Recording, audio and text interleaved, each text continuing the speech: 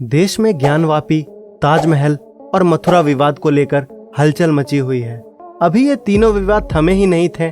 इसी बीच एक बार फिर आगरा की शाही जामा मस्जिद चर्चा में आ गई, क्योंकि मथुरा की अदालत में दायर श्री कृष्ण जन्म स्थान वाद के प्रार्थना पत्र में दावा किया गया है कि औरंगजेब ने मथुरा के केशव देव मंदिर को ध्वस्त करके वहां की रत्न जड़ित प्रतिमाएं, भगवान श्री कृष्ण और अन्य विग्रह आगरा की एक मस्जिद की सीढ़ियों के नीचे दबाया था। इतिहासकार राजकिशोर राजे ने बताया कि आगरा की जामा मस्जिद यानी शाही जामा मस्जिद की सीढ़ियों के नीचे मथुरा के केशव देव मंदिर की मूर्तियां दबी हैं। यह काम औरंगजेब ने किया था, जिससे मस्जिद आने जाने वालों के पैरों के नीचे यह मूर्तियां रहें। आपको बता दें कि मथुरा डिस्ट्रिक्ट सिविल कोर्ट ने यह याचिका दायर की है, जिसमें भगवान श्री कृष्ण जन्मभूमि परिसर में बनी मस्जिद को हटाने की मांग की गई है। याचिका में दावा किया गया है कि भगवान श्री कृष्ण की जन्मस्थली कटरा केशव देव मंदिर का बड़ा हिस्सा ध्वस्त करके ईदगाह बनवाया गया। केशव देव मंदिर की मूर्तियां और विग्रह मथुरा की जामा मस्जिद की सीढ़ियों के नीचे दबी है। तो दोस्तों, वीडियो के अंत तक बने रहें और जाने इस मामले की सारी जानकारी कि आखिर क्या है जामा मस्जिद के नीचे दबी श्री कृष्ण की मूर्तियों का राज। तो दोस्तों, आप सभी का स्वागत है हमारे चैनल मिस्टीरियस थिंग्स में। यदि आपने अभी तक हमारे इस चैनल को सब्सक्राइब नहीं किया तो अवश्य कर ले। दोस्तों, पिछले साल 2022 में ज्ञानवापी मस्जिद ने काफी सुर्खियां बटोरी थी। तो आइए पहले जानते हैं ज्ञानवापी मस्जिद के बारे में। ज्ञानवापी मस्जिद, जिसे कभी कभी आलमगीर मस्जिद भी कहा जाता है, वाराणसी में स्थित एक विवादित मस्जिद है। यह मस्जिद काशी विश्वनाथ मंदिर से सटी हुई है। ज्ञानवापी शब्द संस्कृत शब्द से लिया गया है और इसका अर्थ है ज्ञान का कुआं। 1991 से इस मस्जिद को हटाकर मंदिर बनाने की कानूनी लड़ाई चल रही है, पर 2022 के सर्वे के बाद ये ज्यादा चर्चे में है। दावा किया जा रहा है कि मस्जिद के वजू खाने में 12.8 व्यास का शिवलिंग प्राप्त किया गया है, जिसे आक्रमण से बचाने के लिए तत्कालीन मुख्य पुजारी ने ज्ञानवापी कूप में छुपाकर रख दिया था। काशी विश्वनाथ मंदिर और उससे सटी ज्ञानवापी मस्जिद को किसने बनवाया, इसको लेकर कई तरह की अटकलें लगाई जा रही हैं, लेकिन ठोस ऐतिहासिक जानकारी दुर्लभ है। आमतौर पर यह माना जाता है कि काशी विश्वनाथ मंदिर को औरंगजेब ने ध्वस्त किया था और वहां एक मस्जिद का निर्माण किया गया था। 4वीं और 5वीं शताब्दी के बीच चंद्रगुप्त द्वितीय, जिसे विक्रमादित्य के नाम से भी जाना जाता है, उन्होंने गुप्त साम्राज्य के दौरान काशी विश्वनाथ मंदिर का निर्माण करने का दावा किया है। 635 ईसा पूर्व में प्राचीन चीनी यात्री हुआन त्सांग ने अपने लेख में मंदिर और वाराणसी का वर्णन किया है। 1194 से 1197 तक मोहम्मद गौरी के आदेश से मंदिर को काफी हद तक नष्ट किया गया था और पूरे इतिहास में मंदिर के ध्वस्त और पुनर्निर्माण की एक श्रृंखला शुरू की गई। कई हिंदू मंदिरों को तोड़ा गया और उनका पुनर्निर्माण किया गया। 1669 में मुगल साम्राज्य औरंगजेब के आदेश से मंदिर को अंततः ध्वस्त कर दिया गया और इसके स्थान पर एक ज्ञानवापी मस्जिद का निर्माण किया गया। तो दोस्तों, आइए अब जानते हैं शाही जामा मस्जिद के इतिहास के बारे में।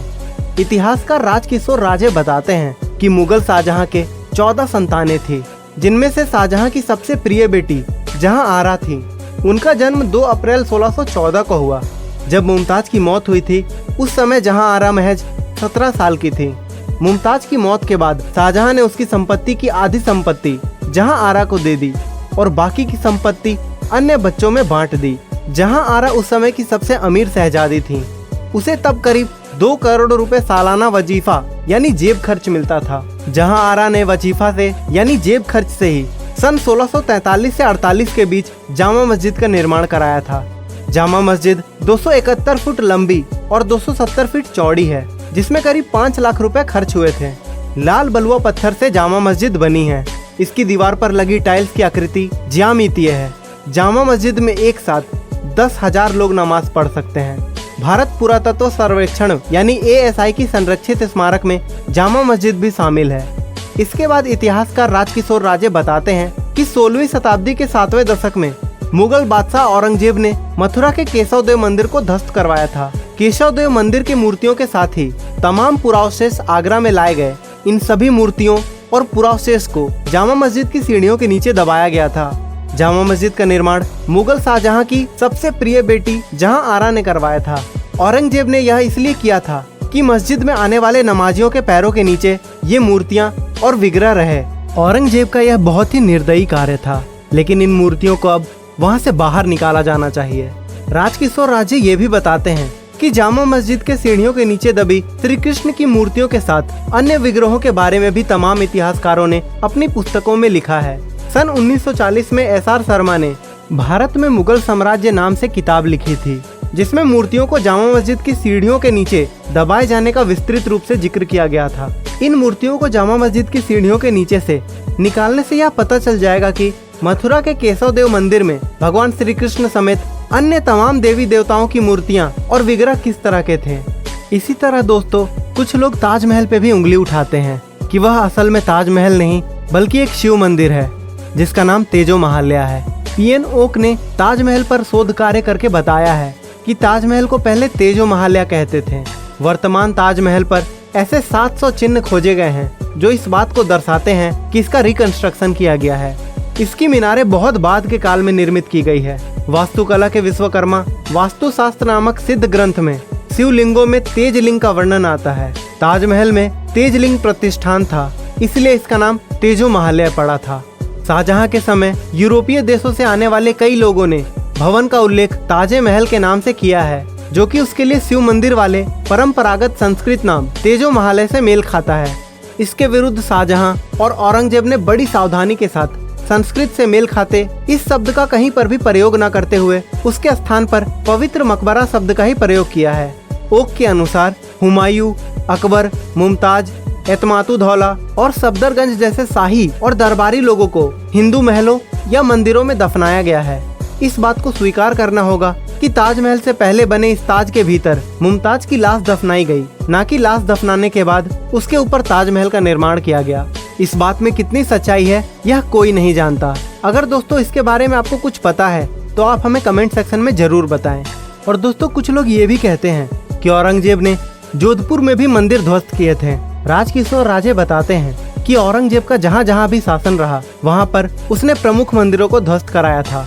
मंदिरों पर मस्जिदें बनवाई और मूर्तियों और विग्रहों को मस्जिदों के नीचे दबाया था। जोधपुर के राजा जयसंवत सिंह की जब अफगानिस्तान में मृत्यु हो गई थी तब उनका बेटा अजीत सिंह नाबालिग था। औरंगजेब ने उसे अपने पास रखा था और उसे इस्लाम में दीक्षित करने की बात कही थी, लेकिन दुर्गादास राठौड़ आगरा के किले से साहस पूर्वक अजीत सिंह को ले गए। दुनिया की नजरों से बचाकर अजीत सिंह का लालन पालन हुआ और औरंगजेब ने जोधपुर पर कब्जा कर लिया। वहाँ पर सभी मंदिरों को ध्वस्त कराया और उसके ऊपर मस्जिदें बनवाई। औरंगजेब ही नहीं, अन्य मुगल शासक ने भी मंदिर ध्वस्त करवाए थे। शाहजहां के काल में जोधपुर में ही 76 मंदिरों को ध्वस्त कराए गए थे।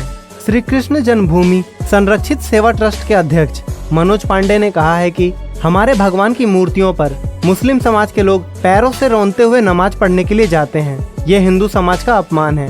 इसके लिए ठाकुर देवकीनंदन महाराज ने पूर्व में ही मुस्लिम समुदाय के लोगों से अपील की थी और भाईचारा निभाते हुए सीढ़ी को खुदवाने के लिए कहा था। लेकिन कई महीने बीतने के बाद जब कोई हल नहीं निकला तो मजबूरन कानूनी सहारा लेना पड़ा। मनोज पांडे ने बताया कि श्री कृष्ण भगवान की मूर्तियां होने के उनके पास प्रमाण है। उन्होंने कहा है कि औरंगजेब के समय में उनकी किताबें लिखने वाले लेखक के कंटेंट उनके पास है जो वे कोर्ट में दिखाएंगे। मथुरा के धार्मिक उपदेशक देवकीनंदन ठाकुर ने आगरा में एक भगवत कथा में दावा किया है कि भगवान केशव देव की मूर्तियों को हिंदुओं को वापस कर दिया जाना चाहिए। ठाकुर जी श्री कृष्ण जन्मभूमि संरक्षित सेवा ट्रस्ट के संरक्षक भी हैं। तो दोस्तों, आपको क्या लगता है इन बातों में कितनी सच्चाई है? अपनी राय हमें कमेंट सेक्शन में जरूर दें और कमेंट सेक्शन में जय श्री राम और जय श्री कृष्ण जरूर लिखें। और वीडियो पसंद आई हो तो उसे एक लाइक करें और हमारे मिस्टीरियस थिंग्स चैनल को अवश्य सब्सक्राइब करें ताकि ऐसे ही वीडियो आप रोजाना देख सकें। तो दोस्तों, इसी के साथ अलविदा, लेकिन जल्द ही मिलेंगे एक नई वीडियो के साथ।